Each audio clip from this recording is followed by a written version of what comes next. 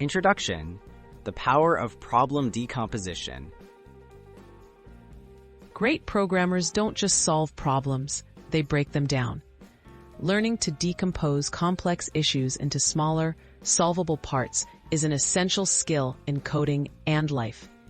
This process makes challenges feel less overwhelming and leads to more effective solutions. Let's explore how to think like a programmer, step by step, when faced with any problem. Step 1. Read and understand the problem.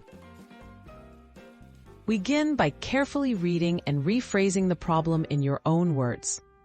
Make sure you clearly understand what's being asked, including any requirements or constraints. Ask clarifying questions or list what's known and what's needed. This step prevents confusion and keeps you focused on the actual goal. Step 2.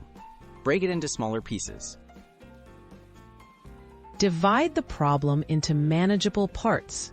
Look for logical subtasks or steps that contribute to the main goal. For example, if building a website, you might separate parts like user authentication, data storage, and the user interface. Smaller problems are easier to solve and help prevent mistakes. Step 3. Tackle each piece systematically.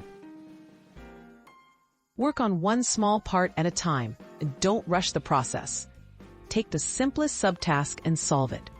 Then move to the next, building on your progress. In programming, this often means writing and testing code in small sections to catch errors early and keep everything manageable. Step 4. Test and refine your solution. Once individual pieces are solved, test everything together. Make sure each part works and the whole system meets the original requirements. If something isn't right, revisit your subtasks, adjust your approach, and improve step by step until you reach a working solution. Step 5. Apply and practice. Breaking down problems is a skill that grows with practice. Apply this process not just in coding, but in everyday challenges.